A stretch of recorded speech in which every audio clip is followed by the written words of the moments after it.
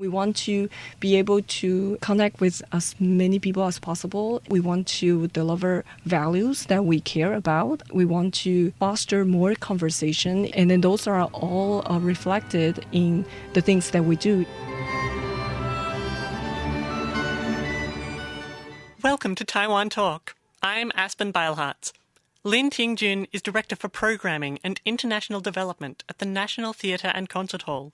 And this week, she speaks to ICRT's Hope Go about initiatives designed to bring Taipei's most iconic cultural space into the 21st century. You know, when we think about our digital projects or whatever initiatives that we do, we always come back to the question of what does a cultural institution mean in our time right now?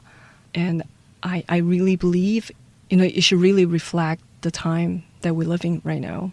And that obviously, when it was built, it reflects that specific zeitgeist, the martial law, and then, it was built right by the Chiang Kai-shek Memorial Hall. But then now we see a cultural institution being a place where ideas can be exchanged. It should be something that's highly accessible, and then people can see different things or be inspired, or perspectives can be challenged. For all these reasons, when we think about our digital projects, it's not about just how are we putting the equipment that's the most current.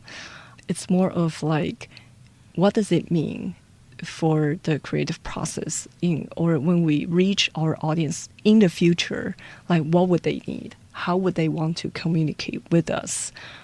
It's with this mindset that we shape the initiatives that we have. So going back to the things that we put in, it was actually the question of how if the stage is really not the last stop that we interact with our audience. How if we can interact with them, like the work that we produce are the work, but then how if they can enjoy from far away, or, if people who are not able to come into the theater, can we bring it to them?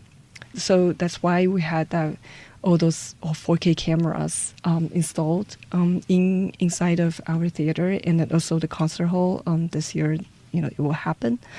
And then also the immersive projects that we do, and then also the virtual theater projects that we have. I often think about, I have a 5-year-old nephew. What's the world be like for him?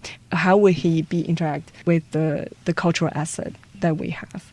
How are you going to bridge that gap between a generation that prefers a three-dimensional experience on stage with a younger generation that is willing to accept the idea that theater, by its nature, is not limited to what you see in front of you in real life? The way I see them is really not, they don't cancel each other. They should complement each other.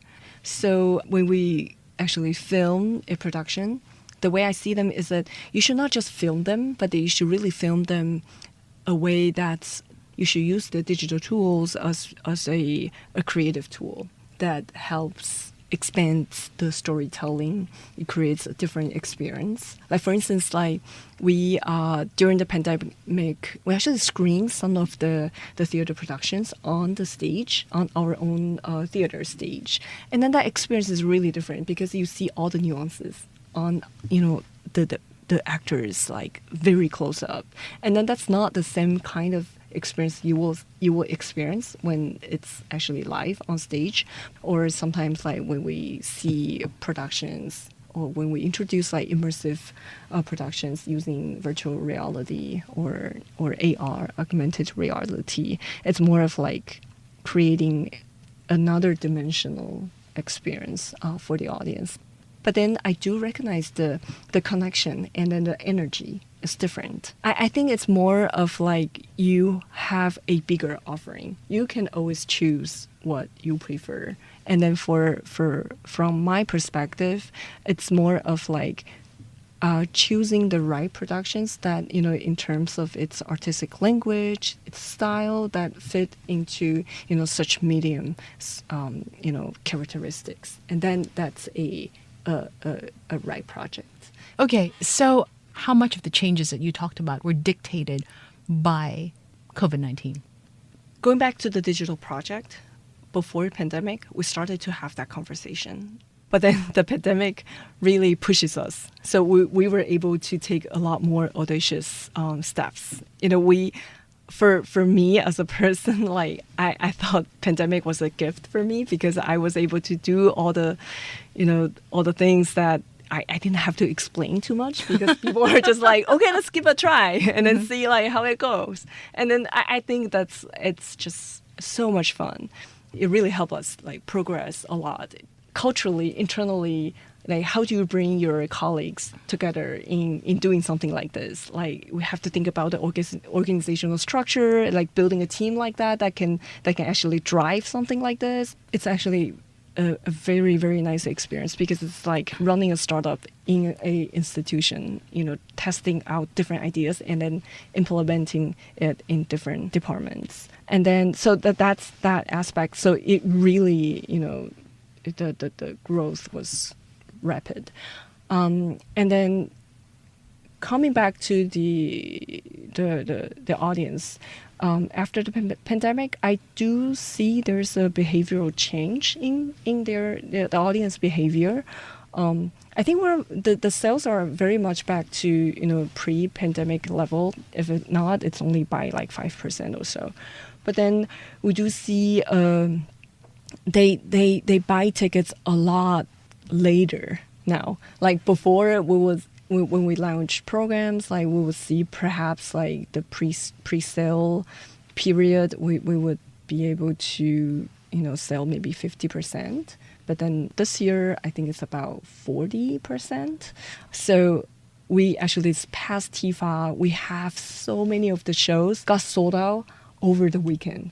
Like after the first opening, and then maybe there are like two or three shows happening, we can sell more than like 1,500 tickets in 2-3 days. And then that's something that's very drastic for us. So it's like word of mouth becomes so important. Like, people talk about like, oh, this show's wonderful. They share about it on social media. And then you start to see the ticket move like so quickly. I think it's actually a reflection of lifestyle. Like the people want to know what they are going to experience. They want to be sure that what they are going to experience is something that's going to be 100% pleasant.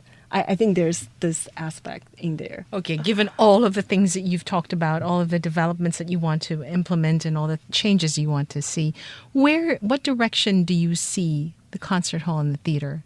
I think in our organizational culture, we are very, I would describe like we are very, very, into new ideas. Like we embrace new ideas. We try different things. We get on adventures very, very often. I think that's a big contrast from our appearance.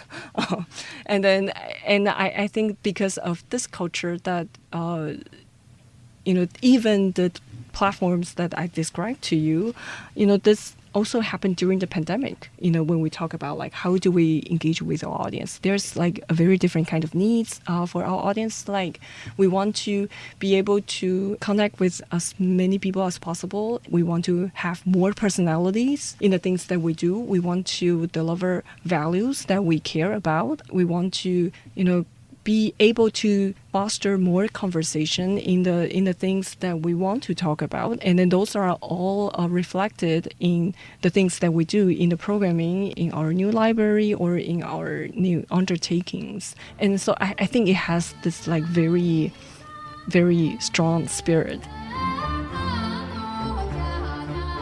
And that does it for this week's episode of Taiwan Talk. You've been listening to Lin Ting-Chun from the National Theatre and Concert Hall, speaking with Hope Go. My name is Aspen Beilharz. Thank you for listening.